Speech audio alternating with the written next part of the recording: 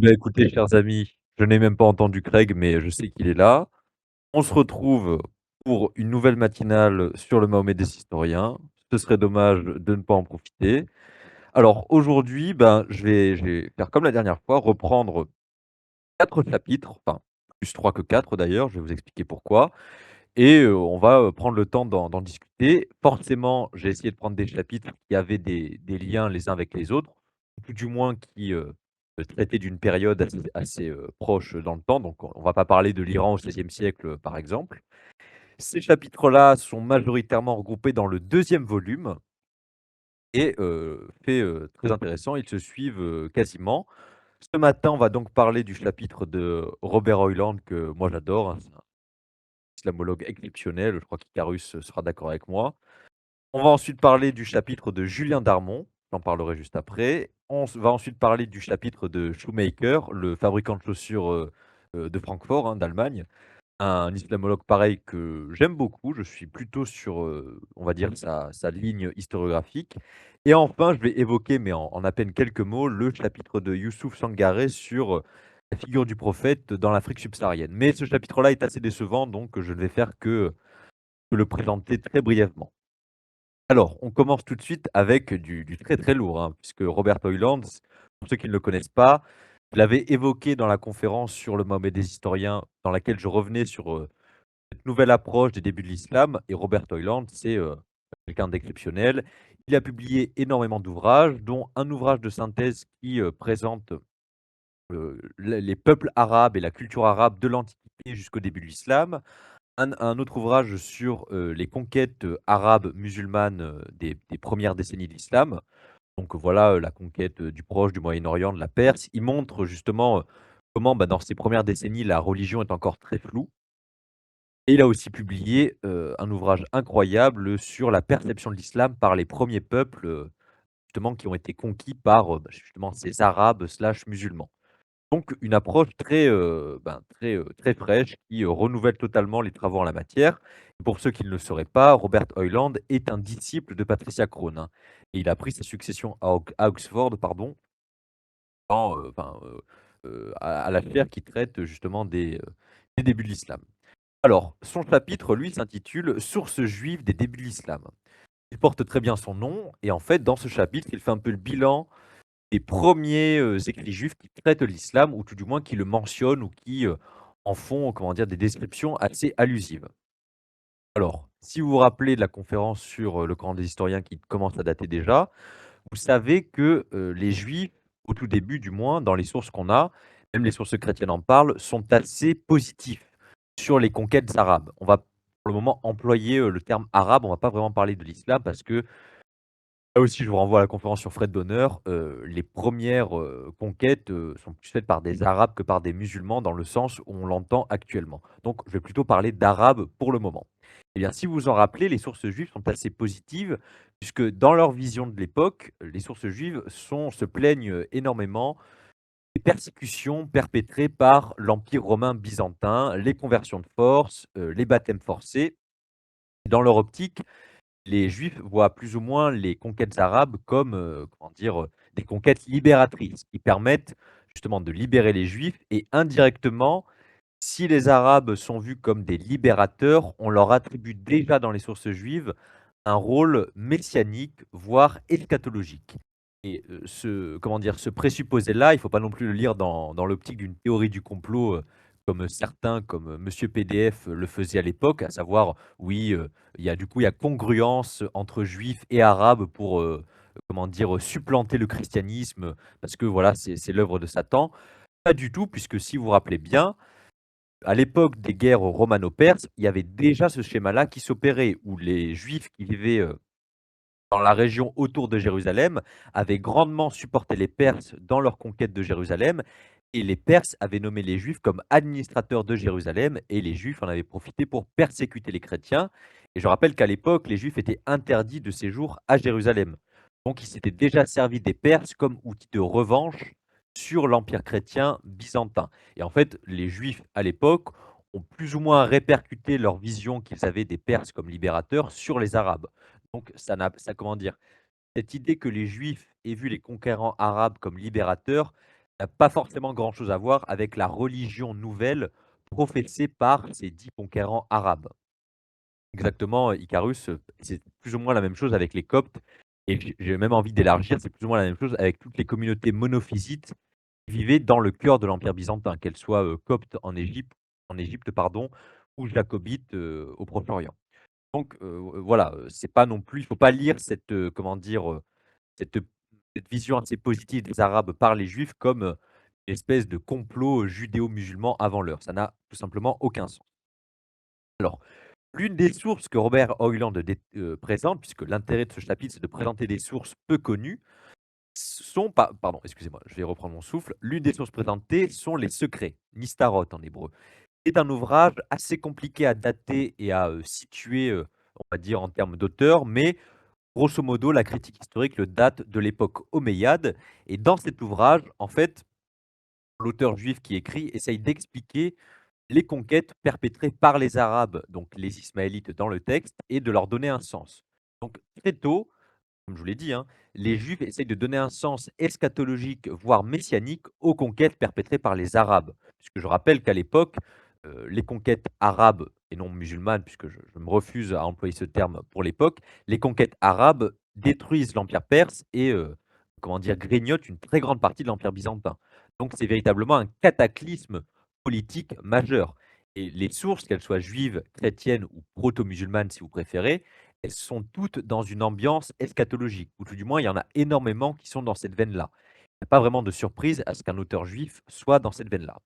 Donc, l'auteur des Nistarot essaye de donner un sens théologique à ces conquêtes perpétrées par les Ismaélites, comme il dit dans le texte.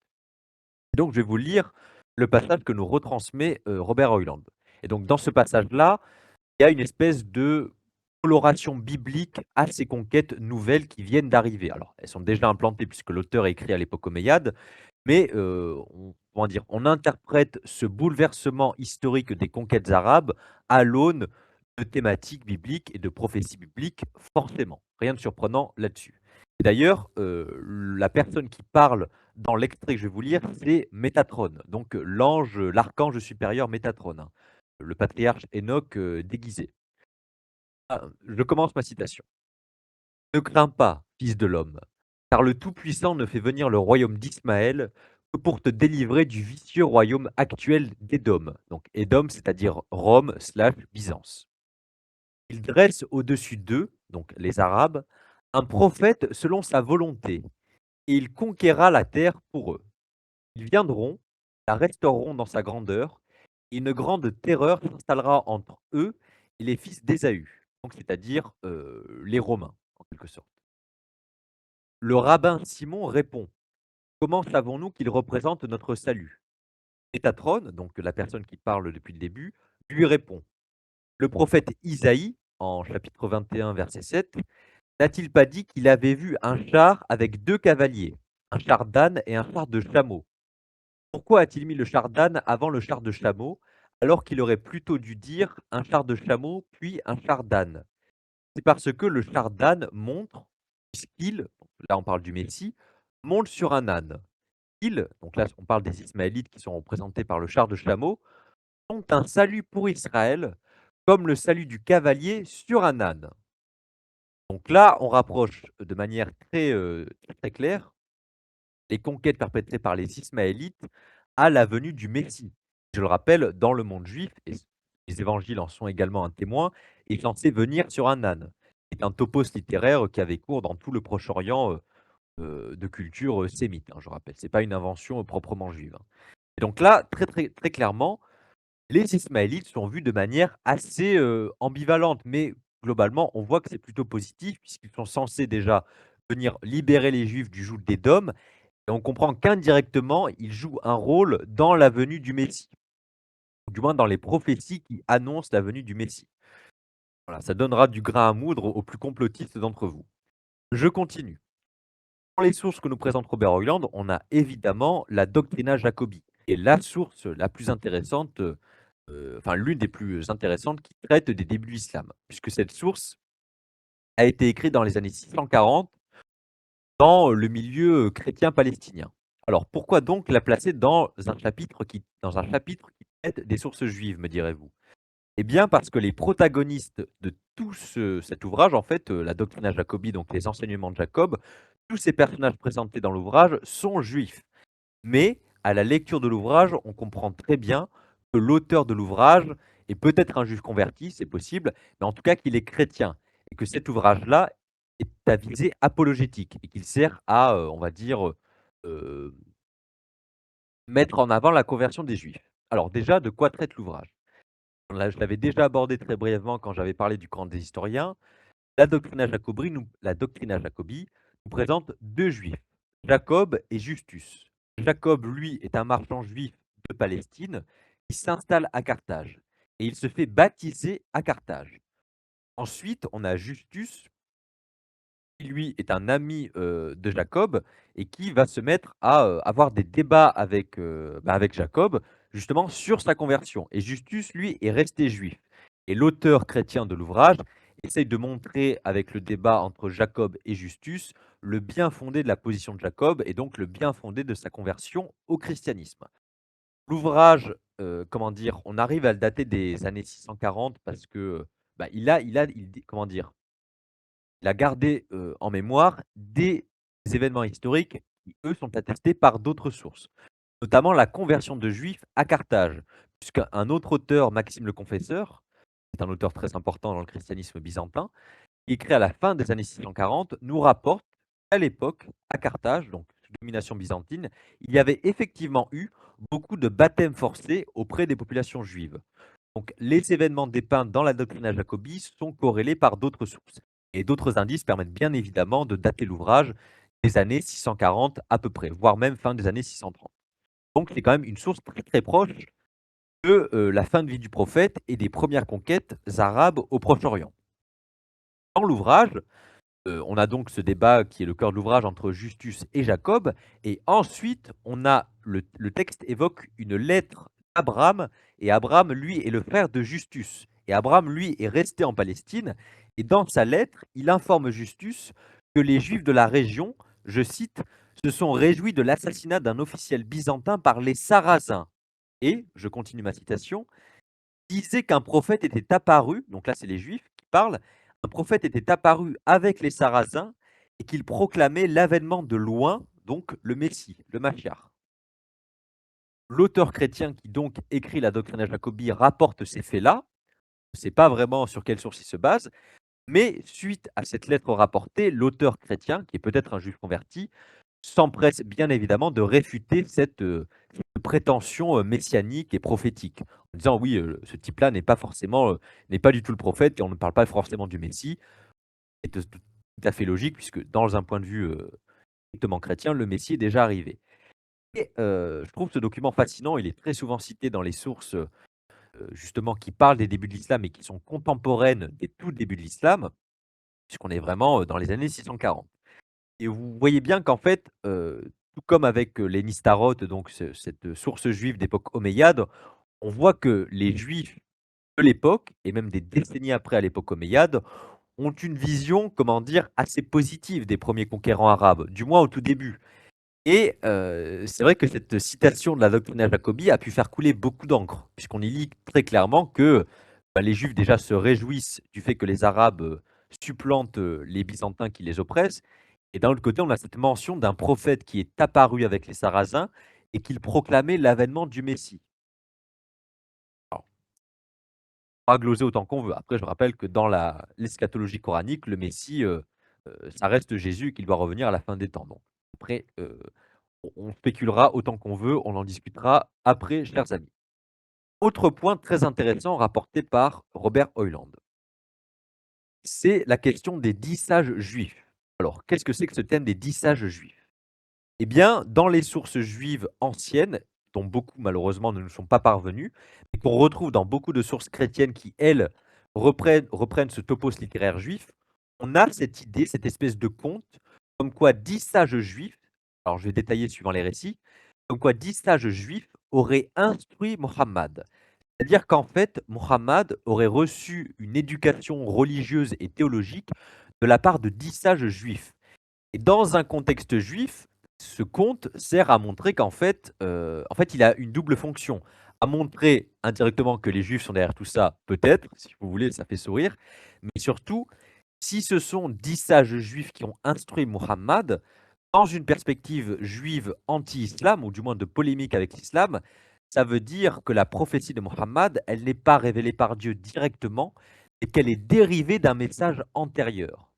Et donc, ce récit qu'on retrouve dans des sources juives tardives à l'époque médiévale, il sert à montrer qu'indirectement, euh, Mohammed est un produit du judaïsme, si on veut, quelque part, et surtout que si Mohammed tient sa prophétie de sage juif, ça veut dire que sa prophétie n'est pas légitime et que contrairement à ce que disent les musulmans, elle ne vient pas de Dieu directement via l'ange Gabriel, mais bien de personnes humaines, juives en l'occurrence. Donc c'est un peu une polémique à double tranchant. Quelque part, elle montre que la vraie connaissance vient du judaïsme et de l'autre, que la prophétie de Mohammed est invalide. Ça, c'est d'un point de vue juif. Ce récit des 10 sages juifs, il a ensuite été récupéré par des auteurs chrétiens, comme notamment Théophane le Confesseur, qui est un auteur byzantin du 9e siècle. Je vais vous citer un passage juste après. Et dans ces versions chrétiennes, le récit est un peu transformé pour mieux défendre le christianisme et pour mieux réfuter à la fois l'islam et le judaïsme. Que dans ce récit, déjà, ces 10 sages juifs indirectement collaborent avec Mohammed pour rédiger le Coran, chose qu'on retrouve aussi dans les sources juives tardives, je le rappelle, mais aussi ces 10 sages juifs se convertissent à l'islam pour protéger la communauté juive. Chose aussi qu'on retrouve chez des auteurs juifs médiévaux, mais en fait, que ce soit les auteurs juifs et médiévaux, ils partagent les mêmes topoi littéraires et on comprend qu'en fait, l'origine de ce récit est juive avant tout. Et voilà, vous avez un peu la variété des thèmes autour de ce conte des 10 sages juifs. Soit ils instruisent le prophète et donc ils lui donnent, quelque part, ils donnent un fondement à sa prophétie, soit ils se convertissent stratégiquement pour protéger les juifs et dans le même temps, ils aident le prophète à rédiger le Coran. Dans tous les cas, ces thèmes-là autour des 10 sages juifs, qu'ils soient traités par des auteurs juifs comme chrétiens, servent à dénigrer, le don de prophétie supposé du prophète. Vous avez bien compris, là où voulaient en venir les auteurs, tant chrétiens que juifs.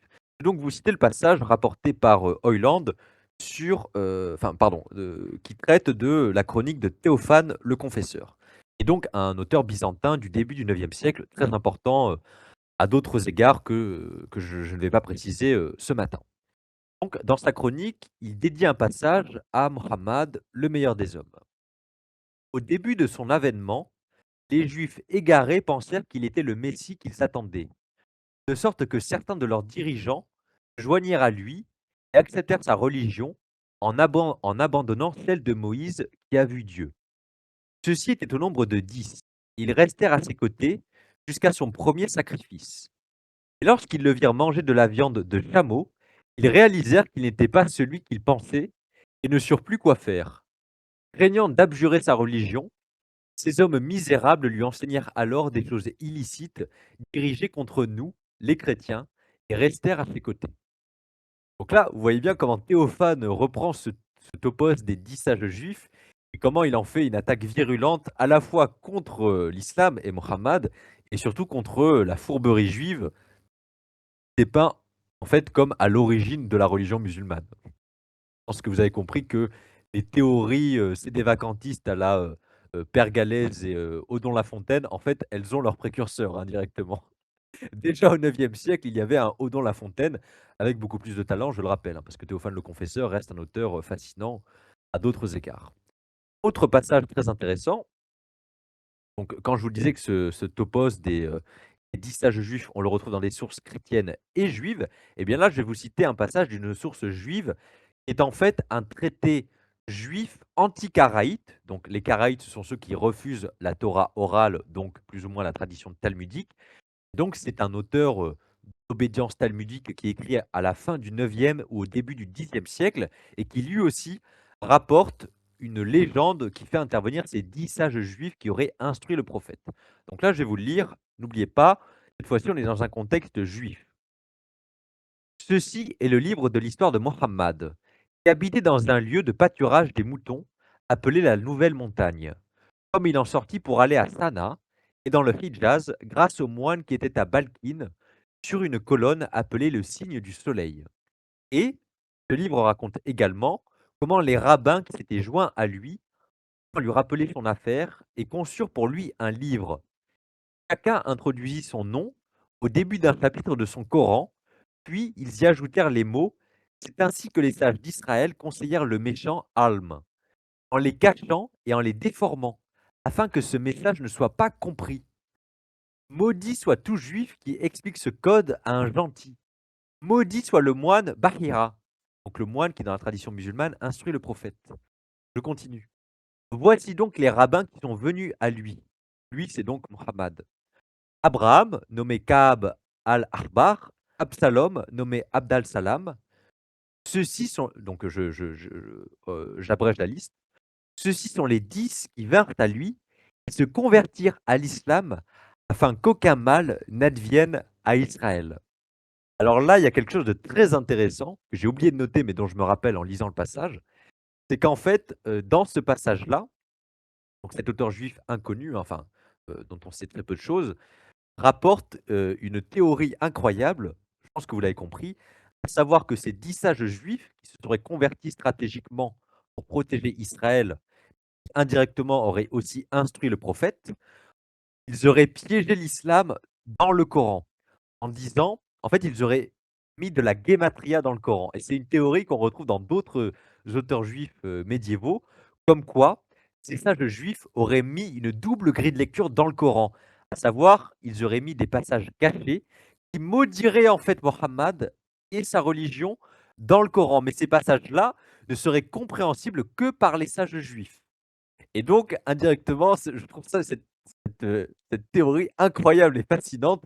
Elle n'a aucun fondement historique, mais je trouve que c'est une manière de dénigrer l'islam de la part des sages juifs extrêmement sophistiquée et fascinante. Il y aurait donc un code secret que ces sages juifs qui auraient instruit Mohammed auraient mis dans le Coran pour réfuter à l'avance Mohammed et le maudire dans son propre livre.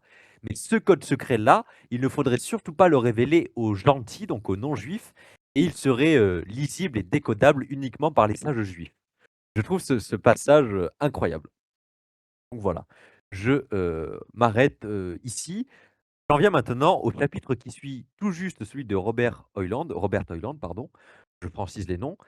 Cette fois-ci, on arrive à un chapitre d'un gars de chez nous, hein, voilà, de la communauté, Julien Darmon. Alors Julien Darmon, pour ceux qui ne le connaissent pas, c'est un immense spécialiste du judaïsme médiéval, chercheur au CNRS, qui enseigne également dans des yeshivot, donc dans des établissements de formation, rabbinique.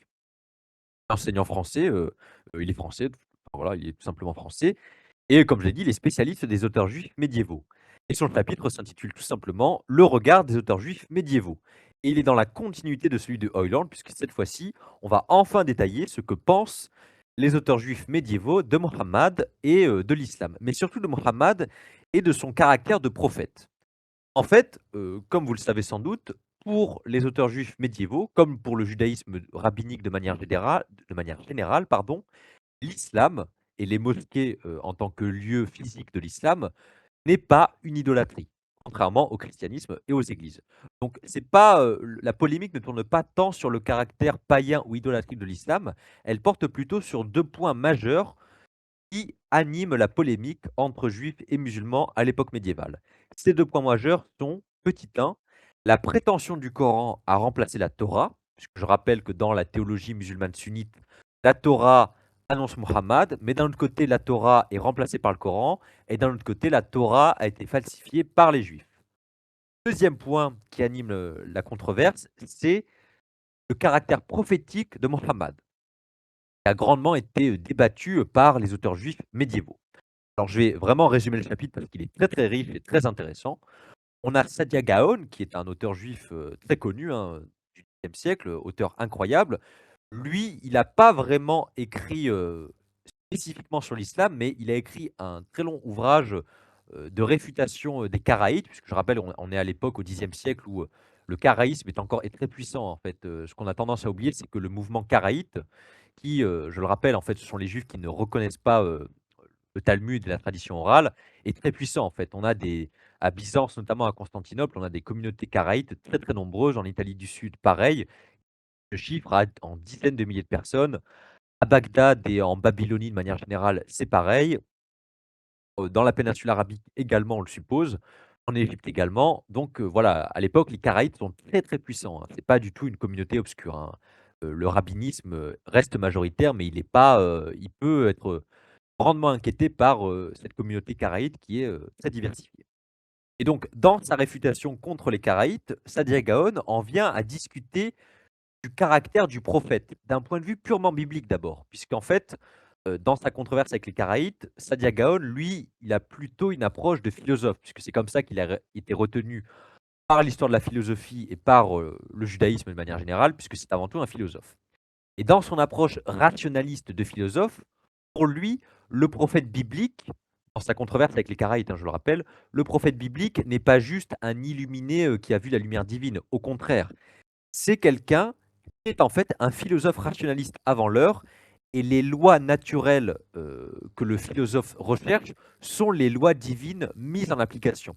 Donc il y a un peu cette idée, comment dire? De synthétiser, ce que feront plein de philosophes chrétiens et juifs, ultérieurement, la philosophie naturelle et la révélation biblique. Donc c'est dans ce contexte-là qu'il en vient à discuter du caractère, inspiré du prophète, et très brièvement, il réfute un peu, justement ce point-là en disant, «Oui, le prophète de l'islam n'est pas un prophète inspiré parce qu'il est trop englué dans des considérations matérielles», que je vais détailler juste après chez d'autres auteurs juifs. Et surtout, en fait, il en vient à réfuter un point que tous les auteurs juifs médiévaux, enfin beaucoup, vont soulever, à savoir le côté inimitable du Coran. Puisque pour Saadia Gaon, déjà, ce point-là, on peut le réfuter parce que on on dit, les musulmans, dans leur apologétique, disent: «Le Coran est inimitable», et Saadia Gaon, lui, va soulever un point incroyable que tous les auteurs juifs vont reprendre. Il est inimitable, mais en fait, ce côté inimitable du Coran n'a aucun sens pour un non-arabisant. Oui, c'est inimitable la parole de Dieu, oui, mais si je ne comprends pas l'arabe, je ne vois pas en quoi ce bout de papier est inimitable. Bref, ce point-là, il va également être soulevé par un autre auteur juif, célèbre lui aussi, Juda Halevi, je rappelle, auteur juif qui a écrit le Kouzari, qui est un ouvrage qui évoque la question khazare, hein. Donc c'est un auteur juif, médiéval très important pour, justement l'étude des Khazars. Et pareil, lui, il attaque aussi le côté inimitable du Coran en rappelant, tout comme Saadia Gaon, cet argument-là n'a aucun sens pour un non-arabisant. Donc c'est vraiment un point qu'on retrouve. Autre auteur incroyable, très connu aussi, Maïmonide.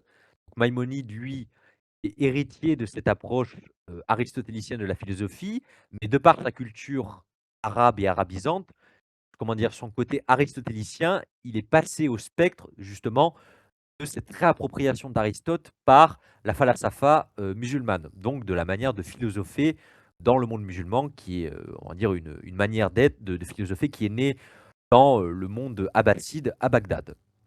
Donc Maïmonide, indirectement, il est aussi héritier des conceptions d'Avicenne sur l'intellect agent. Et il va reprendre justement cette catégorie philosophique de l'intellect agent que j'ai développée dans la conférence sur Averroès, hein, je vous y renvoie. Et justement, avec cette idée de l'intellect agent, pour lui, le prophète, encore une fois d'un point de vue général et surtout biblique, c'est quelqu'un qui est en lien avec l'intellect agent, est identifié à une des facultés de Dieu et qui est aussi partagée par les hommes. Là aussi, je vous renvoie à la conférence sur Averroès où je détaille vraiment ce concept de l'intellect agent. Et bien pour lui, déjà, ce concept de l'intellect agent, oui, on peut l'utiliser pour essayer de mieux comprendre la révélation biblique, mais il ne s'applique pas à Mohammed. Puisque si l'intellect agent est censé faire le lien entre Dieu et les hommes, suppose, comment dire, que, ces facultés sont partagées entre le prophète et Dieu via l'intellect agent, sont supposées être transmissibles de manière, comment dire, incarnée, rationnelle. Sous-entendu, elles sont supposées être transmissibles via l'écriture. Or, Maïmonide connaît la tradition musulmane et il nous le rappelle, le prophète Mohammed était illettré. Donc, comment on est censé pouvoir donner foi s'il n'a pas pu transmettre rationnellement via l'intellect agent et donc via son intelligence, hein, pour le dire vulgairement, comment on est censé croire à ces dons de prophétie s'il n'a pas pu transmettre justement ses connaissances par écrit? Donc là déjà Maïmonide s'amuse un peu là-dessus et autre point très important, cette idée de l'intellect agent, je rappelle, j'ai pas le temps de redétailler, mais l'intellect agent, ça sous-entend, vu que c'est un peu un concept qui est dérivé du néoplatonisme, je rappelle que dans le néoplatonisme, il y a l'idée que, comment dire? Le sage et donc le philosophe, son but dans la vie, c'est de se rapprocher de l'un, sous-entendu Dieu et donc l'intellect agent est censé être une faculté qui est en nous et en Dieu, qui nous permet justement de franchir ce chemin entre nous et Dieu et donc il y a l'idée que via l'intellect agent, on s'élève au-dessus du monde. On s'élève au-dessus de la matière, de la contingence. Quelque chose qui est repris par les néoplatoniciens, musulmans comme Avicenne et qui plus tard va influencer le monde latin et Maïmonide, lui, il est aussi héritier de cette culture, de cette scolastique musulmane, indirectement. Et donc, Maïmonide reprend tout ça et dit, bah, Mohammed, déjà, ça colle pas avec l'intellect agent, un peu parce qu'il n'est pas lettré, il n'est pas éduqué, il est illettré, et surtout bah, parce qu'il est libidineux. Il avait plein de femmes. Et là, Maïmonide reprend la tradition musulmane, où elle nous dit, cette tradition, que le prophète nous rapporte que les deux choses qu'il aimait le plus au monde étaient le parfum et les femmes. Et donc, Maïmonide, lui, dit c'est totalement incompréhensible et incompatible avec cette idée de communion avec Dieu via l'intellect agent. Donc, Mohammed ne peut pas, comment dire, faire usage correctement de l'intellect agent, donc il ne peut pas rejoindre et comprendre Dieu, donc ça n'est pas un prophète. Et encore une fois, c'est démontré en reprenant ce que nous dit la tradition musulmane, à savoir, il est illettré, ce qui est un argument assez mineur, et surtout argument majeur, il ne peut pas faire usage de l'intellect agent parce qu'il est englué dans la matière, dans le sexe, la luxure, le parfum. Et ce sont des sources que Maïmonide reprend. Voilà. Autre point très intéressant. On a un autre auteur juif qui lui compose un ouvrage qui s'intitule Examen de la critique des trois religions monothéistes. Cet auteur-là, que je vais abréger en Mansour ibn Kamuna, lui est un auteur juif qui écrit à Bagdad en l'an 1280, à l'époque où Bagdad a été prise par les Mongols et où les Mongols ne se sont pas encore convertis à l'islam. Donc il écrit dans un contexte de relative tolérance religieuse et il en profite pour se lâcher un peu. Contrairement à Maïmonide, qui je rappelle, hein, Maïmonide, quand il parle du prophète Mohammed, il le fait de manière très très allusive. Quand il parle de Jésus, il le nomme directement. Quand il parle de Mohammed, c'est souvent de manière allusive en disant le prophète des Arabes ou autre chose, très rarement en employant son nom. Et encore, le prophète des Arabes, c'est déjà trop visible. Il emploie souvent des périphrases très obscures. Là, notre ami Ibn Kamuna, lui, il écrit très directement et sans s'inquiéter de répression. Quels sont ses arguments? Déjà, il s'occupe de scruter par tous, comment dire? Par, tous les recoins, les écritures juives en disant: «Les musulmans disent que Mohammed est annoncé dans les écritures juives, dans la Torah, on va voir ce qu'il en est». Il réfute ça en premier point. Il, il attaque le prophète justement comme Maïmonide sur, son mode de vie, son côté soi-disant saint, donc il reprend un peu ces attaques-là que les chrétiens avaient déjà prises. Chose très intéressante, il réfute certains hadiths rapportés, par la tradition musulmane et comment il les réfute? Il les réfute en prenant les mêmes méthodes qu'utilisent les traditionnistes musulmans. C'est-à-dire, les traditionnistes musulmans utilisent telle ou telle méthode pour vérifier si tel ou tel hadith est vérifiable. Lui, Ibn Kamuna, reprend les mêmes méthodes pour réfuter des hadiths entiers sur le prophète et ses dons de prophétie. Déjà, chose assez incroyable. Autre point, il reprend la critique de l'inimitabilité du Coran en disant que ça n'a aucun sens.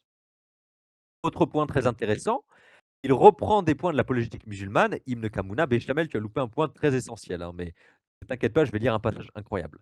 Autre point, Ibn Kamuna rapporte des propos de l'apologétique musulmane en disant oui, mais les musulmans disent que Mohammed a été envoyé par Dieu pour éradiquer l'idolâtrie. Ibn Kamuna, il écrit en 1280, il dit bah, l'idolâtrie n'a pas été éradiquée du tout. Et autre point que je trouve très intéressant, Ibn Kamuna, encore une fois, rapporte un point de réel politique. Il dit et les musulmans prétendent que la loi islamique est la meilleure, alors que pourtant, les souverains musulmans eux-mêmes sont obligés de violer la loi islamique pour mieux gouverner leur cité et leur État. Donc là, je trouve que ce sont des arguments de réel politique très très intéressants que nous donne Ibn Kamuna qui sont, je trouve très bien trouvés, hein. Peu importe nos opinions religieuses, d'un point de vue de l'attaque et de la rhétorique pure, C'est plutôt pas mal.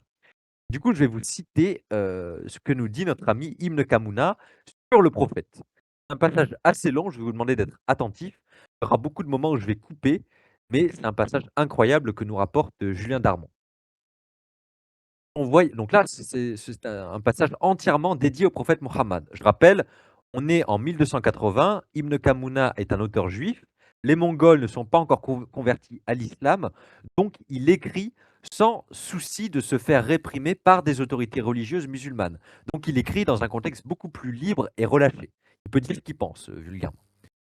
Son voyage en Syrie, donc on parle du prophète, ne fut pas de si courte durée qu'il n'ait pu apprendre les quelques récits et autres choses cités dans le Coran. Au contraire, une moindre durée y aurait largement suffi, et le fait qu'il n'ait pas été l'élève de personne n'est pas certain. Sa connaissance, notamment de l'essence du Créateur et de ses attributs, n'était pas quelque chose d'inconnu avant sa mission. Les Arabes païens en avaient connaissance, comme leur poésie et leur histoire le prouvent. Qu'il se soit plongé dans ces sujets d'un seul coup est à rejeter. Peut-être s'y était-il plongé secrètement, sans le montrer. Au début de sa mission, il prêcha la religion d'Abraham aux Arabes. Ensuite, partant de cette religion, il se mit progressivement à prêcher une religion de son cru, procédant sans cesse à des rajouts et des retraits, en fonction de ce qu'exigeait de lui l'intérêt du moment. Comment peut-on alors affirmer qu'il a accompli sa prédication d'un seul coup et non progressivement? Dire qu'il ne changea pas la vie ascétique qu'il menait lorsqu'il acquit du pouvoir et faire montre d'entêtement. Dès qu'il le put, il se permit de prendre des épouses sans limitation, et n'autorisa pas les hommes de sa communauté à en prendre plus de 4. S'il désirait épouser une femme mariée, son mari devait la répudier. Ce fut le cas de Zainab. Son mari Zayd dut la répudier à cause du désir qu'elle suscita chez l'envoyé de Dieu qui l'épousa. Il lança ses hordes de cavaliers uniquement pour piller les richesses et les marchandises des infidèles. Il eut au total 9 femmes, ainsi que de nombreuses concubines, dont l'une lui donna même un enfant. Il aimait le parfum et en abusait. Il ne dédaignait pas de déguster les mets qu'il affectionnait. Sa nourriture préférée était la viande. Il mangeait dans la soupe avec de la courge et mangeait la chair des volailles qu'il chassait. S'il fut ainsi, comment pourrait-il être qualifié d'ascète dans ce bas monde? Par ailleurs, conquête du pouvoir et autocratie comptent parmi les plus grands plaisirs de ce monde, et il n'y a donc rien d'étonnant à ce qu'il ait délaissé les autres plaisirs pour préserver ceux-ci. Voilà, je trouvais ce passage méritant, d'être lu, hein, voilà. Je pense que tout a été dit par notre ami Ibn Kamuna. Autre passage très intéressant et ensuite je vais conclure la le chapitre de Julien Darmon, mais je bois légèrement un peu d'eau.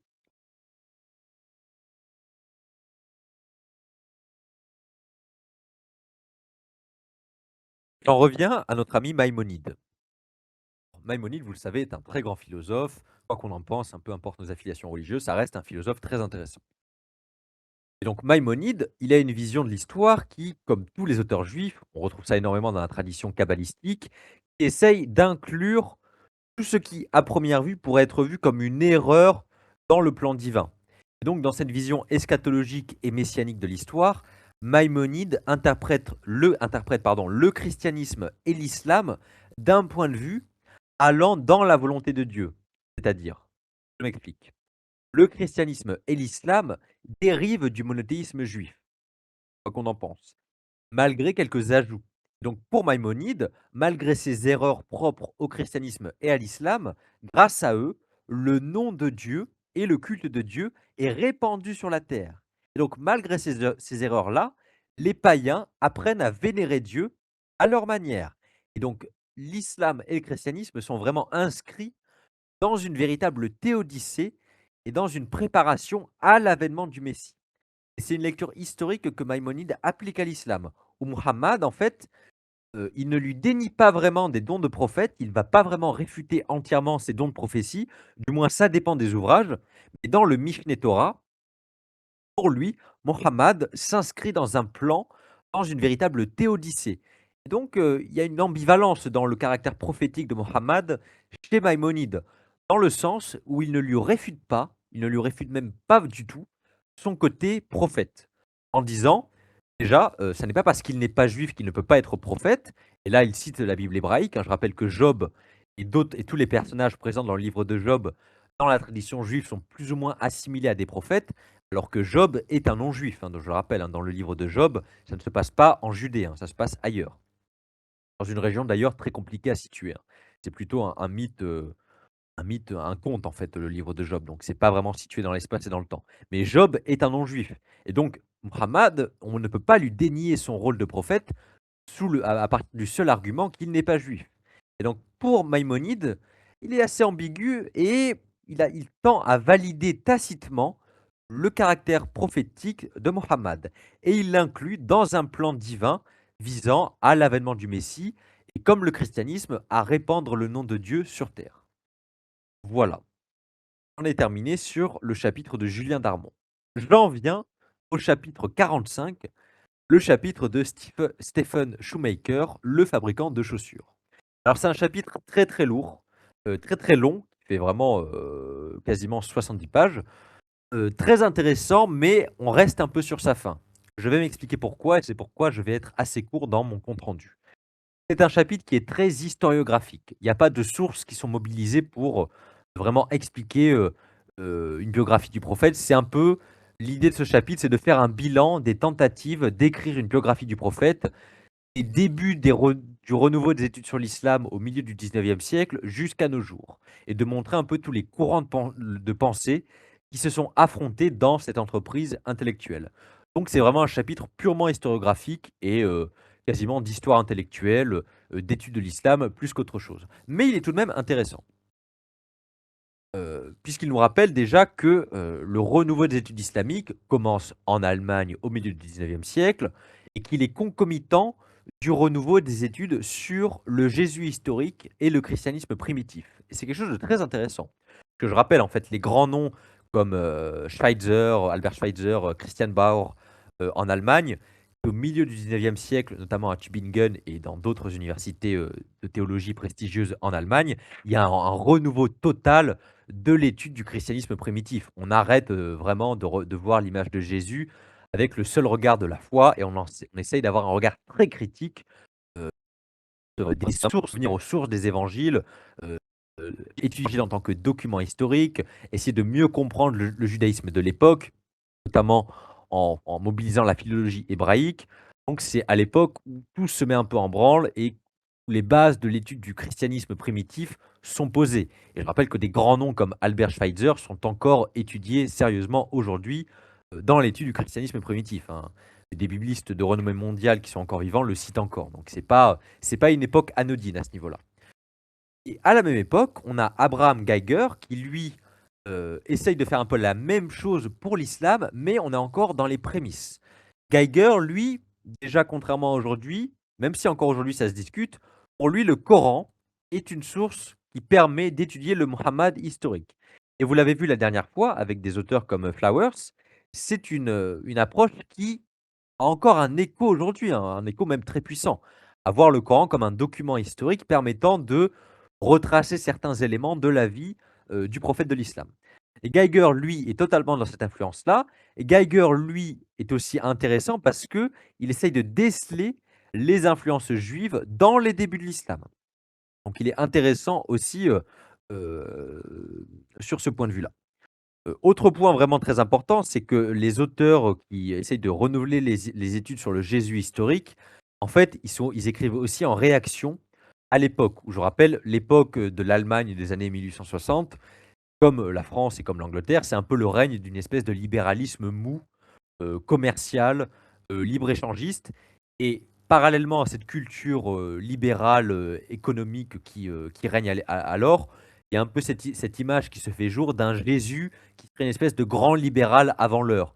Et comment dire, tous ces historiens, ces philologues, ces hébraïsants qui renouvellent les études sur le Jésus historique, leurs études, déjà, ont un intérêt scientifique mondial, hein, là-dessus, il y a aucun doute, mais elles servent aussi à casser ce récit qui les fatigue un peu en disant: «Il faut arrêter de voir Jésus comme ça vous arrange» et donc, comment dire, cette vision scientifique de l'étude de Jésus répond aussi à cette espèce de mythe, qui a cours à l'époque, comme quoi Jésus aurait été un grand libéral, Voilà, c'est exactement ça Falit, en fait, c'est le Charles Gave de l'époque.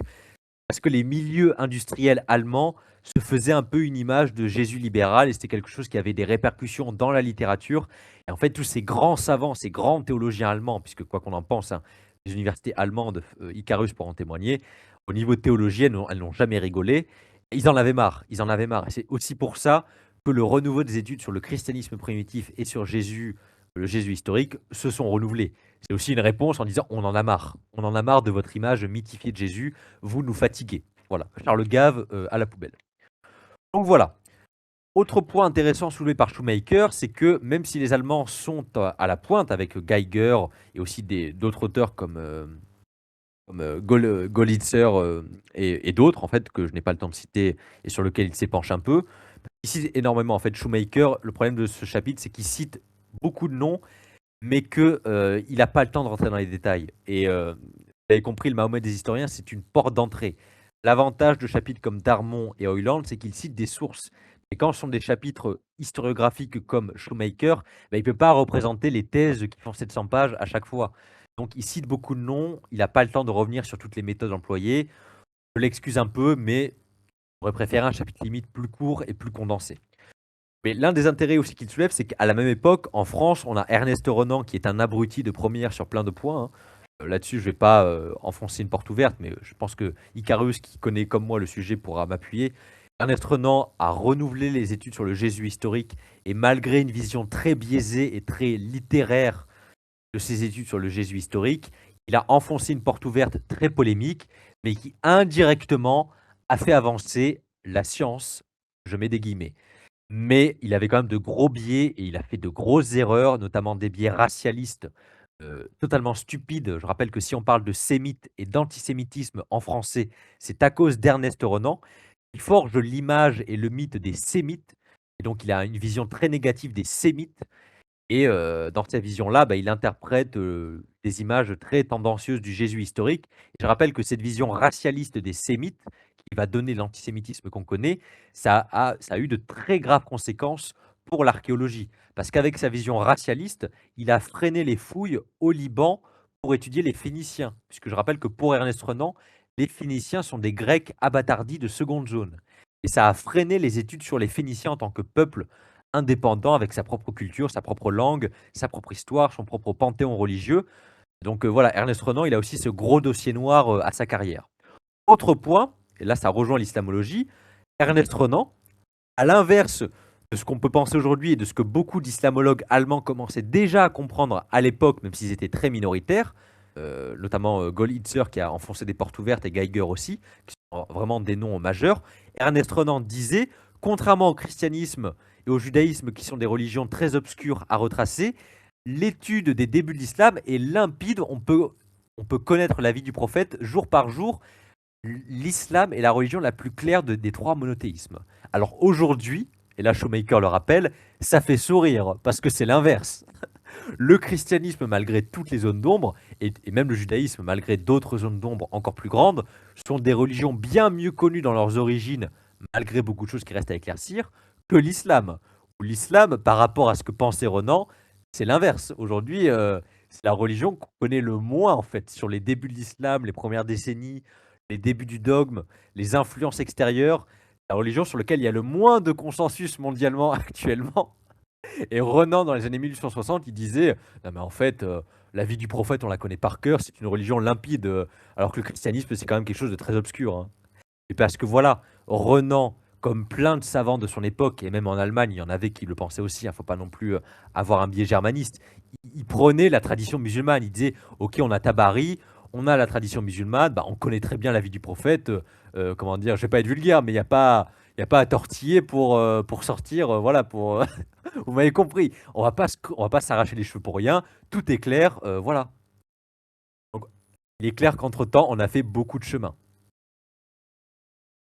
Et je rappelle qu'aussi, à l'époque, chose très importante que Shoemaker rappelle, il y a beaucoup de copies arabes de Tabaré qui sont redécouvertes par les savants européens, qui n'étaient pas connus, hein, je rappelle, en Europe de l'époque. Ça ne veut pas dire que Tabari n'était pas connu, mais on redécouvre des manuscrits de Tabari qui renouvellent la recherche.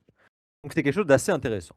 Donc je passe un peu sur ce chapitre sur le 19e siècle, très intéressant, mais voilà, Geiger, Golitzer, ce sont des noms très connus, donc je ne reviens pas trop là-dessus. Faut retenir, c'est qu'en Allemagne, contrairement à Renan, malgré cette tendance à lire la tradition islamique, il y a déjà des gens qui commencent à être sceptiques sur la tradition islamique à la fin du 19e siècle en Allemagne, et ils pavent la voie en fait à ce qui sont aujourd'hui les études sur les débuts de l'islam. Donc il y a déjà des précurseurs en Allemagne et ils sont contemporains des études qui renouvellent les études sur le christianisme primitif. Donc les deux sont concomitants, quelque chose qui est souvent peu connu ou oublié, hein. Et c'est lié à cette effervescence intellectuelle pour les études religieuses en Allemagne, hein. Chose qui existe encore aujourd'hui. Voilà, coucou à nos amis allemands. Autre point très important dans le chapitre de Shoemaker, c'est, alors là, ça va faire plaisir à Colo et à Icarus, il revient sur les apports de Cook et de Krohn, forcément. Je ne vais pas redétailler, Patricia Krohn, vous commencez à connaître, mais en fait, il recycle un peu Shoemaker, son chapitre dans le Coran des historiens. En fait, c'est quasiment le même chapitre qu'il a écrit à deux, trois détails près, à deux, trois sous-chapitres, c'est quasiment le même chapitre. Et en fait, il rappelle l'intérêt des études écrites par Patricia Krohn, et je vais essayer de vous les resynthétiser. Parce qu'il rapporte, enfin, comment dire, il remet sur le tapis des éléments très importants qu'on a eu tendance à oublier. Alors je rappelle, Krohn, elle a détruit un mythe. Alors elle a détruit plein de choses, hein, dans la tradition islamique, mais il y a un point sur lequel elle a vraiment apporté des éléments très intéressants. C'est sur les vies économiques du prophète. Rappel, Muhammad, dans la tradition islamique, c'est un chef de guerre, c'est aussi un grand commerçant. Et avec tout ce récit, se met en branle l'image de la Mecque comme grand centre de commerce international de tout le Proche-Orient ancien. Voilà, la Mecque, on échange des produits de luxe qui transitent de l'Arabie vers tout le Proche-Orient, le continent indien, la Perse, etc., l'Égypte. Et la Mecque, un peu comme plaque tournante où les denrées et les produits luxueux sont échangés entre l'Arabie et le reste du monde. Et donc, dans ce récit-là, le prophète est présenté comme un grand commerçant. Mais dans la tradition islamique, on a aussi des sources qui le présentent comme un berger. Donc il y a un peu deux images, celle du marchand et celle du berger. Comme vous le savez, Crone, elle a détruit le mythe comme quoi la Mecque et les païens qui vivaient à la Mecque étaient des grands commerçants, des grands agriculteurs, en disant oui, mais le poisson, les olives, on ne trouve pas ça avec le climat de la Mecque. Le Coran, la tradition islamique ne tient pas.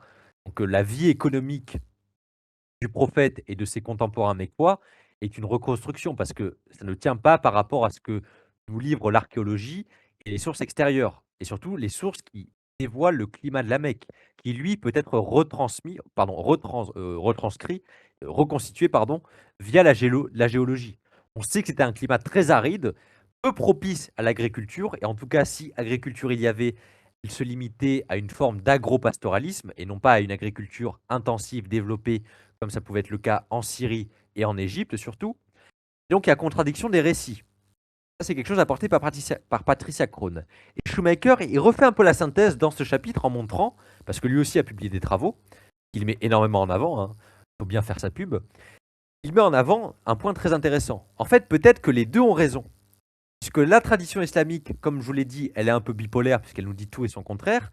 On peut concilier ça avec ce que nous dit Krohn. Si Krohn nous dit que la Mecque n'est pas propice au commerce développé, et donc s'il y a commerce à la Mecque, s'il y a eu commerce à la Mecque, ça se limitait à des denrées alimentaires assez peu développées et à des biens manufacturés très rustiques en fait, pas à des biens luxueux et encore moins à des produits comme du parfum, de l'encens ou des épices luxueuses, hein. Là-dessus, c'est totalement un mythe. Par contre, on peut concilier les deux. Parce que la Mecque se prêtait à un climat, le climat était désertique, mais on pouvait y faire, on va dire, de l'agropastoralisme. Donc le prophète a pu être un berger, c'est tout à fait possible. Comme nous le rapporte une partie de la tradition islamique, il n'a pas été un marchand de biens de luxe, comme nous le rapporte la tradition islamique, parce que c'est impossible à la Mecque. Par contre, la tradition islamique, si on enlève les côtés mythifiés, nous dit à certains endroits qu'il vendait des peaux. Et donc, il a pu être tanneur. Et si on arrive à concilier les deux récits, eh ben, le schéma de Crone tient. Et on peut le concilier avec la tradition islamique. Si on reconstitue le climat de la Mecque, le prophète a pu être un berger, ce qui est défendu par beaucoup d'islamologues, et il a pu faire du commerce via l'agropastoralisme, à savoir, il devait avoir des troupeaux de brebis et de boucs et ils devaient, ben, déjà, se servir de leur chair pour, soit s'en nourrir, soit les vendre et ils pouvaient tanner les peaux et donc être tanneurs et la tradition islamique nous dit à plusieurs reprises, dans quelques recoins, qu'ils vendaient des peaux et donc si on enlève le côté mythifié du grand commerçant de biens de luxe, et ben, Crone et certains pans de la tradition islamique peuvent être réconciliés. Si on imagine le prophète comme un berger pratiquant l'agropastoralisme et vendant du surplus de peaux de bêtes à la Mecque, qui n'était pas un grand centre de commerce, mais peut-être un vague regroupement de caravanes avec, un début de village, qui devait compter au grand maximum, quelques centaines d'habitants et il devait peut-être y vendre quelques peaux de bêtes. Donc vous voyez comment, mine de rien, on peut, réconcilier différentes traditions. Puisque Crone a commencé en étant très critique avec la tradition islamique, elle a un peu évolué à la fin de sa carrière et là Shoemaker nous montre que, eh ben, en fait, Crone avait raison dans sa volonté de déconstruire les mythes du Coran et la tradition islamique, mais à certains endroits, comme je l'ai dit dans plein de conférences, la tradition islamique, presque sans faire exprès, si on était un peu taquin, nous transmet des informations qui collent avec, ben, la réalité la plus plausible. Donc voilà, c'était vraiment une partie très intéressante, sur, justement reconstituer les vies économiques du prophète. Autre point très important, c'est qu'à la fin de son chapitre, Shoemaker rappelle en fait les approches de Mingana, qui est un grand spécialiste des traditions syriaques, qui a montré les liens entre l'apocalyptique syriaque et l'eschatologie syriaque et le Coran. Mais c'est quelque chose qu'on connaît déjà, qu'on a déjà traité dans d'autres conférences, donc je m'étends pas trop, là-dessus. Mais c'est quelque chose de très intéressant sur lequel il refait une synthèse, mais qui est pas une synthèse sur laquelle il s'appuie sur des sources syriaques. En fait, il rappelle les grands noms qui ont renouvelé l'étude dans ce domaine-là. Donc, rien de nouveau sous le soleil à ce niveau-là. Et pour conclure, ce chapitre de Shoemaker, je l'attendais énormément. Il m'a un peu déçu parce que c'est plus un chapitre historiographique qui a son intérêt, bien évidemment. Il met beaucoup en avant ses propres travaux. Donc, en fait, quitte à parler de Shoemaker, autant faire une conférence sur ses travaux à lui plutôt que sur ce chapitre-là. Mais il est plutôt intéressant parce qu'il nous refait un peu le paysage des débuts en Allemagne au 19e siècle jusqu'à aujourd'hui, comment on a renouvelé les études sur la vie du prophète. Et rien que pour ça, c'est un chapitre de synthèse tout à fait, honorable, très intéressant, et c'est une porte d'entrée à plein d'autres, ouvrages, en fait, comme tous les chapitres du Mahomet des historiens. Et dernier point, c'est qu'en fait, son chapitre-là est très, très similaire au chapitre qu'il avait déjà écrit dans le Coran des historiens, sur la vie économique du prophète, la vie guerrière du prophète, l'eschatologie prophétique. En fait, c'est pas le même chapitre parce qu'il y a beaucoup d'historiographie contrairement au Coran des historiens, mais c'est les mêmes thèmes qui sont un peu recyclés, renouvelés. Donc voilà, Shoemaker est aussi un grand écolo. Alors, je vais terminer très brièvement sur le chapitre de Youssouf Sangaré, qui lui est dans le premier tome du Mahomet des historiens, qui s'intéresse à la mystique subsaharienne et à la vision du prophète. Il est très très court. C'est un chapitre qui fait à peine 15-20 pages, et je vais en parler en à peine 2 minutes, parce qu'il ne m'a pas plus transporté que ça. C'est un chapitre très limité, parce qu'en fait, il s'attarde uniquement sur les représentations du prophète chez les mystiques et les chefs de guerre subsahariens. Donc le Sub-Sahara, ça va du Niger jusqu'au Soudan pour lui, du 18e siècle et au 19e siècle. Donc c'est uniquement, voilà, c'est très limité dans le temps. En fait, qu'est-ce qu'on y apprend? Que, bah, des épisodes de la vie du prophète, enfin comment dire? Des traits, du prophète et du Coran sont synthétisés dans des espèces de contes populaires qui sont traduits de l'arabe en langue vernaculaire, donc les langues locales, pour être retenus par les populations locales. Et en fait, ce sont des contes très, très simplistes pour, voilà, chanter les mérites du prophète, et en faire une espèce de personnage chaleureux auprès des populations locales. Qu'est-ce qu'on y apprend d'autre? On y apprend que le Maoulid, donc la fête de la naissance du prophète, est célébrée dans énormément de pays subsahariens. Dans beaucoup de pays, c'est une fête nationale, un jour férié, où on fête la naissance du prophète et on en profite pour manger de manière un peu copieuse. Enfin voilà, ces jours de fête, c'est un peu Mardi Gras, mais on commémore la naissance du prophète. Voilà, l'année de l'éléphant, hein, pour ceux qui s'en rappellent. Qu'est-ce qu'on y apprend d'autre dans ce chapitre? Pas grand-chose. On y lit en fait, quelque chose que j'avais déjà soulevé dans la conférence sur les Bektashi et le culte des saints en islam, à savoir que, comme dans la Turquie actuelle et le Proche-Orient actuel, eh bien, à l'époque, au 19e siècle, dans l'Afrique subsaharienne, il y a un conflit entre, on va dire, un soufisme et un culte des saints traditionnel, qui agglomère des éléments, culturels, africains, voire paganisants, on était un peu taquin, et un rigorisme salafiste qui est déjà à l'œuvre, qui s'inspire, d'Ibn Taymiyya et de ses successeurs. Et on voit qu'en fait, comme aujourd'hui au Proche-Orient, il y a une synthèse entre ce culte des saints musulmans, le soufisme donc, avec les confréries soufis, et ce salafisme. Où contrairement à ce que pensent certains en Occident qui sont un peu binaires et limités, le soufisme subsaharien se salafise avec des confréries comme la Naqshbandiya et la Qadiriya, qui sont des confréries soufis très rigoristes qui tendent à éliminer des éléments du culte des saints jugés trop exubérants, à savoir notamment les déambulations autour du culte des saints, la vénération des cultes des mausolées des saints, euh, la présence des femmes dans les mausolées. Donc, comme au Proche-Orient, en fait, en Afrique subsaharienne, dès le 19e siècle, on voit que les grandes confréries soufis, qui sont un peu d'obédience rigoriste, commencent à prendre la main sur un culte des saints plus spontané, plus local. Donc là-dessus, rien de nouveau sous le soleil. C'est quelque chose que j'ai déjà abordé dans la conférence sur les Bektashi, donc n'est pas plus avancé que ça, si ce n'est un peu dépoussiérer cet islam subsaharien qui est très peu connu. Mais malheureusement, en fait, le chapitre est très court, en fait. Il y a beaucoup de citations de contes subsahariens qui sont très, très courts, en fait, qui parlent de la vie du prophète, mais qui sont limpides, en fait. C'est vraiment synthétiser le prophète, il est beau, il est gentil pour les populations locales. Donc on n'apprend pas grand-chose dans ce chapitre, à part plein de noms d'auteurs qui sont jetés ici et là. Pas vraiment suffisant pour se faire une idée générale, mais voilà, on a quelques bribes sur le climat de l'époque qu'on pouvait déjà un peu deviner si on connaissait déjà un peu le culte des saints avant. Donc, si vous avez déjà lu un ouvrage sur le culte des saints en islam, vous n'allez pas être surpris. Donc voilà, je m'arrête un peu là-dessus, chers amis. C'était mon compte rendu. À part ce dernier chapitre de Youssouf Sangaré, qui est un peu, hors de propos et qui est assez moyen honnêtement, les 3 chapitres, celui de Hoyland, celui de Darmon et celui de Shoemaker, valent vraiment le coup. Ils sont vraiment très intéressants. On y apprend beaucoup de choses, surtout ceux de Hoyland et de Darmon. Je vous les recommande très chaudement et je vous recommande de lire Robert Hoyland et Julien Darmon si vous avez l'occasion. Robert Hoyland, à lire dans le texte, c'est du petit lait. Il a un talent de synthèse incroyable, donc je vous le recommande chaudement. Je m'arrête là, je vous remercie de m'avoir écouté, merci à vous, merci à Craig. Voilà, c'est un peu mon débrief de ces quelques chapitres, de ces 4 chapitres du coup.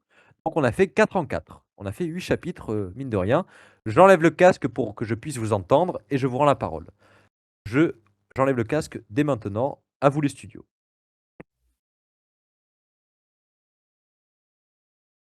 Alors,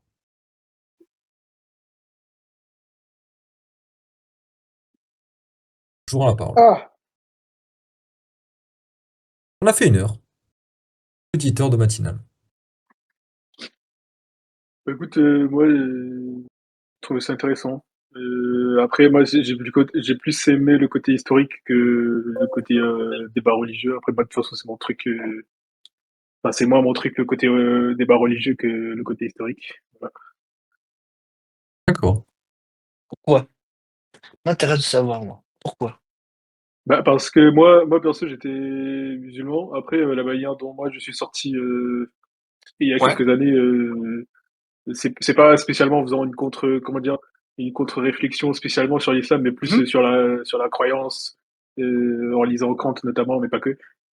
Ok. Et puis du coup en cherchant d'autres, et puis y compris en lisant un peu l'histoire et tout. Enfin, voilà, quoi. D'accord. Après, je sais que c'est pas le cas de tout le monde, donc je me Non, permets de voilà. Ouais. mais il faut. Mais merci en tout cas de la précision. Non, ce que je voulais dire, c'est merci Hérode pour ces 4 chapitres très, très, très différents, sur l'approche et ce genre de choses. De toute façon, j'ai essayé de suivre avec toi sur celui de Darmon, qui me semble être le plus intéressant. J'ai beaucoup aimé le passage avec Maïmonide. J'étais en train de lire d'ailleurs, quelques, quelques brides sur Maïmonide, voilà. J'ai bien aimé. Franchement, j'ai bien aimé. Ça m'apporte beaucoup de pas du moulin, pas du moule pas du blé à moudre, à mon moulin, c'est pas ça l'idée, mais, c'est une vision différente et c'est quelque chose d'inédit pour moi, pour le coup. Je connaissais même pas du tout la vision de Maïmonide sur l'islam, quoi. Ah oui, non, que mais j'ai c'est bien pour ça aimé. que quand on Ouais, connaît pas, ça change de ce dont on a traité sur le bien serveur. C'est sûr. vrai que c'est beaucoup moins connu. Et Mmh. l'avantage, c'est que Darmon, comme Hoyland, bon, la doctrina Jacobi, on connaissait maintenant, Oui. mais il Mmh. cite des sources assez peu connues. Ibn Kamuna, moi, je ne connaissais Oui, pas du tout. moi non Très plus. intéressant, hein. Grosse Mmh. découverte, hein. Grosse découverte et surtout ce que j'ai bien aimé moi, c'est à un moment lorsqu'il dit et je peux citer, hein, Vas-y, vas-y. j'aurais envie de citer quelques, c'était quelle page? C'était vers 427 1427 si je dis pas de bêtises. Attends 2 secondes. Parce que là j'étais dans les sources syriaques, je vais faire autre chose en fait, je suis en train de regarder sur les sources Ouais, ouais. syriaques. Qui est le chapitre juste après, voilà, mais ça c'est à la fin quand il dit, ouais, voilà, moi ce que j'ai bien aimé, c'était avant ton passage sur le passage en Syrie, c'est quand il dit: «La 5e preuve qu'il analyse est l'influence qu'aurait eu Mohammed sur le monde. En éradiquant l'idolâtrie et les erreurs Ah, des précédentes religions, il aurait amené à l'humanité à la perfection». Voilà, c'est ça. Imen oui, Kamouma, c'est ce passage-là qui m'a beaucoup, qui oui, m'a oui. beaucoup aidé et à la fin quand il dit: «Il s'agit là aussi d'une critique indirecte de la conception, farabienne du prophète comme étant roi philosophe, platonicien de la cité idéale». Moi, tout de suite, ça m'a fait penser à Platon, tu vois? Quand il dit, Oui. cité idéale et tout. Enfin bref, voilà, platonicienne, de toute façon, Et c'est vous avez compris qu'en fait, mmh, dans l'analyse du rôle du prophète, les philosophes juifs, mais Maïmonide, même d'autres avant lui, avaient mmh, déjà un peu cette idée de concilier les traditions philosophiques occidentales et les prophètes et les rois dans la tradition biblique. voilà. Oui, tout à fait, tout à fait. Et De toutes les manières, les philosophes juifs ont toujours essayé de concilier, la philosophie grecque avec leurs propres textes juifs. Même au niveau chrétien, mais je savais pas qu'ils le faisaient aussi avec l'islam. Voilà. justement, en fait, ils essaient d'appliquer ces catégories et c'est Mmh, des arguments d'apologétique qui sont aussi repris par les chrétiens médiévaux, en fait. Ils sont très proches là-dessus sur leur critique de l'islam, en montrant, bah, ça ne tient pas. ouais, tout à fait. Et oui, je vais citer le passage où il montre que, en fait, l'islam, on peut pas le voir comme un prophète et l'islam comme une réussite parce qu'il n'a pas du tout éradiqué l'idolâtrie, ça n'a pas marché. Bah non, Et il montre même que non. ça ne marche pas parce que les musulmans, à la même page, il montre que les souverains musulmans eux-mêmes sont obligés de rompre avec la loi islamique pour bien gouverner. Et pour lui, c'est une preuve irréfutable que c'est une imposture. Mmh. Ah, c'est très Remarque intéressant. intéressante, Pardon, vas-y. c'est quand le passage les 10 sages ou 10 rabbins du récit juif médiéval, puis repris par les auteurs chrétiens, notamment byzantins. J'ai trouvé ça amusant qu'ils mentionnent le cas de Ka'b el-Ahbar. J'ai trouvé ça super intéressant qu'ils le mentionnent, étant donné il y a eu justement des polémiques au début de l'islam par rapport à lui. Enfin, à cause de lui surtout, parmi les premiers musulmans. Donc Et oui. c'était assez drôle de voir qu'il était repris finalement dans des textes juifs médiévaux ensuite. Bah oui, après, je pense que Hoyland le laisse sous-entendre, mais en fait, enfin, il le rappelle, c'est qu'on connaît très mal l'Arabie et les Juifs de l'époque. Oui, Le centre culturel des Juifs à l'époque, c'est le monde babylonien, et on connaît oui, oui, pas oui. du tout les communautés juives. Elles sont pas citées, les communautés juives d'Arabie, dans le Talmud ou même dans des ouvrages ultérieurs. Et en fait, l'auteur juif qui écrit ça, il écrit au Xe siècle. Donc, moi, je pense qu'il connaît la tradition musulmane Mmh. sur Kaab, à Al-Akhbar, et qu'il la réinterprète. C'est plutôt comme ça que je le vois, moi. Oui, oui, oui. Oui, justement, vu que par exemple, de tête, il me semble que c'était Ibn Abbas qui l'accusait d'avoir menti à plusieurs reprises, étant donné que Ka'b était accusé à nombreux moments de confondre ce qu'on appelle du coup les Israéliyettes, les Oui, oui. récits en fait d'origine biblique, avec des paroles du prophète. En fait, il mélangeait un peu les deux, et encore aujourd'hui, on peut retrouver des transmissions de hadiths liés à Ka'b. On se rend compte qu'en fait, c'est des reprises de passages Oui. de l'Ancien Testament. Pas de la Bible hébraïque, pour être un peu Après, en plus fait, beau. Chabi en parle, mais elle parle pas de Kaab, mais elle parle de quelqu'un d'autre, où Ouais. en fait, c'est des personnages qui servent comment dire, de rôle dans la chaîne, mais on connaît très mal leur existence historique. En fait, ils servent Oui. à raccorder tradition musulmane et tradition biblique. Mmh, mmh, mmh. Et il y a d'autres personnages comme ça dans les les chaînes de transmission de hadith dans les isnads et Kab est l'un des plus importants à ce niveau-là. Et voilà, d'autres remarques, des questions. Moi, je vous recommande vraiment le chapitre de Julien Darmon, hein, il est incroyable. Hein. Une autre remarque intéressante, par contre, c'est, il me semble que c'était dans le chapitre d'Oiland, où il mentionne le récit de la rencontre de Mahomet avec le moine Bahira, qu'il a rencontré justement au nord de l'Arabie, enfin au moment où il devait aller plutôt en Syrie avec son oncle Abu Talib.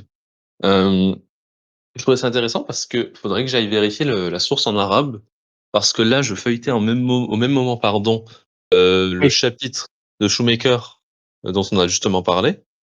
Et ce qui est intéressant, c'est de voir que Shoemaker ne parle pas de moine, mais de rabbin. Donc ça m'a un peu intrigué, donc je vais aller regarder le texte en arabe. Parce que ça, j'avoue que j'ai pas trop compris pourquoi Shoemaker, lui, parle plutôt de rabbin et pas de moine. Je t'avoue que j'ai pas du tout fait attention à ce petit détail. Totalement. Et alors, avec Shoemaker, c'est du coup tome 2 et page 1974. Ok. Dernière ligne. Et je vais vérifier le texte en arabe parce que ça m'a un peu perturbé. Pourquoi j'ai toujours entendu, moi, le fait que ça soit un moine, mais là, c'est la première fois Ouais. que je vois quelqu'un qui décide d'être un rabbin. Ah oui. Au nord de la Mecque, un rabbin. Ouais. Donc ça, j'avoue que ça m'a perturbé. Non, mais il parle pas de Bakhela, c'est une autre tradition, Ah! là, je crois. J'ai mal lu alors, attends. Ouais, non, en fait, c'est pas ça. Non, je me rappelle bien, en fait. En fait, c'est plutôt l'idée de dire que c'est là, il parle d'un autre ouvrage, enfin d'une autre tradition islamique, comme quoi il ne serait jamais sorti de l'Arabie. En disant, il aurait Oui, rencontré un oui, oui. rabbin, il lui aurait dit si tu sors, tu vas mourir, en gros. S'il continue jusqu'en Oui, oui, Syrie. c'est ce dont je parlais. Ah ouais? Mais il parle pas de Bakhila, là, c'est autre chose. Hein. Attends, je vérifie ce que j'avais Je crois dit. pas. Hein. Il me semblait qu'il en avait Voilà, parlé. là, C'était regarde, tout à l'heure. les rares traditions qui évoquent des voyages commerciaux plus lointains sont dispersées, faiblement attestées et semblent n'apparaître qu'au début du 8e siècle, donc l'image d'un prophète hors d'Arabie. Selon une des premières versions, Mohammed aurait accompagné son oncle Abu Talib lors d'un voyage à Bousra en Syrie pour y faire du commerce. Toutefois, il n'aurait jamais atteint la Syrie. Lorsqu'il serait Oui. arrivé à l'oasis de Taïma au nord de la Mecque, un rabbin les aurait avertis que Mohammed Mmh. assassiné s'il continuait jusqu'en Syrie. Donc là, c'est une des traditions qu'il ne précise pas. Oui, mais justement parce que, pour l'histoire de, Bahira, c'est en allant, en Syrie, justement dans cette ville-là, de Bousra. Ah oui, mais peut-être que. Bah après, Mmh. t'as plein de traditions sur sa vie en Syrie. Oui, Hein. peut-être que les 2 traditions ont la même origine parce que c'est Ouais. justement au moment où il allait avec son oncle Abu Talib, en étant aussi jeune, hem, vers cette ville-là en Syrie, qu'il a rencontré, ce moine. Enfin, qu'il aurait rencontré selon la tradition. Oui. Donc, ça serait pas étonnant que ça soit 2 variantes d'un même récit. Mmh. J'essaye de regarder s'il y a d'autres versions, parce que ça m'a un peu perturbé. Et là, je viens de voir d'ailleurs visiblement qu'il y a même une autre version qui dit qu'il n'était pas avec son oncle, mais qu'il était avec Abou Bakr. Là, ça me paraît un peu moins probable, hein. Ah, c'est très étrange. Hein. En même temps, t'as tellement de versions Oui. marchand de parfums, marchand d'épices, Mmh alors qu'à mh, la mmh. fin, à la Bah, tu fin, tout son contraire, c'est un peu la difficulté de ce travail, quoi. oui, alors qu'à la fin, économiquement, moi, c'est vraiment la partie du chapitre qui m'a le plus accroché. Il montre que même la tradition islamique, comme je l'ai dit plein de fois, laisse transparaître des éléments beaucoup plus vraisemblables. Et c'est pas Mmh. incompatible avec les analyses de Crone sur le mode de vie des païens à la Mecque, Ah! en mode de subsistance. Et moi, j'ai adoré ce passage-là. Il montre, mais en fait, oui, ça colle. La plupart, si le plus probable, c'est qu'il ait été une espèce de berger qui pratiquait une forme d'agropastoralisme. Alors, je viens de vérifier, parce que la page Wikipédia arabe est un peu plus fournie au niveau des sources, et en fait, c'est bien la même histoire, mais une variante où ce n'est pas un moine, mais un rabbin. D'accord. Et alors, le Wikipédia anglais précise, il est un peu plus précis que celui français, je suis en train de vérifier au niveau des sources, je sais qu'il y avait un peu plus de détails dessus, et c'est une version qu'on retrouve euh, chez un historien marocain qui s'appelle Es-Souhaili, qui lui-même l'aurait repris en fait, là d'une vieille tradition, des Zohri, donc des débuts de l'islam cette fois. D'accord. Et où cette fois c'est un rabbin juif donc, et pas un chrétien, donc pas ce moine. Eh ben, dis donc. Ça c'est intéressant. Encore une fois, on a tous le contraire, un coup c'est un juif, un coup c'est un chrétien. Oui, C'est la non. tradition islamique, c'est la tradition islamique. Mmh.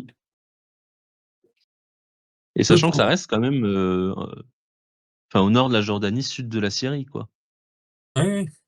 Et c'est cohérent parce que c'est des zones où, la langue arabe était A déjà été bien présente. Parce qu'on a alors une stèle, il me semble à cet endroit-là, qui parle de Imr al-Qais, le fils, enfin du roi fondateur de la dynastie, des Lahmides ou plutôt Nasrides comme on dit aujourd'hui. Ah, moi, je dis C'est toujours la littéralement à côté. ouais, je vois. Donc, on est dans une région où la langue Bah, arabe était bien présente, donc on est le aussi en récit est plein cohérent sur le point-là. on est aussi pas loin des Hassanides, hein, donc Oui, oui. Bah, ouais, à l'époque là, oui. Enfin, les Hassanides, lui, venaient de enfin, ça dépend quand est-ce qu'il y allait. Est-ce qu'il précise, est-ce qu'il estime la date?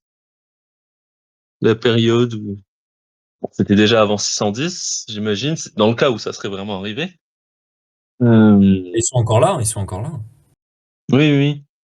Attends, je vais retrouver mes feuilles, parce que je travaille sur les Hassanides cette semaine en cours et bah, oui, parce qu'en fait, la révélation, elle débute au moment où les Perses envahissent, bah, la Syrie, justement. Oui, oui.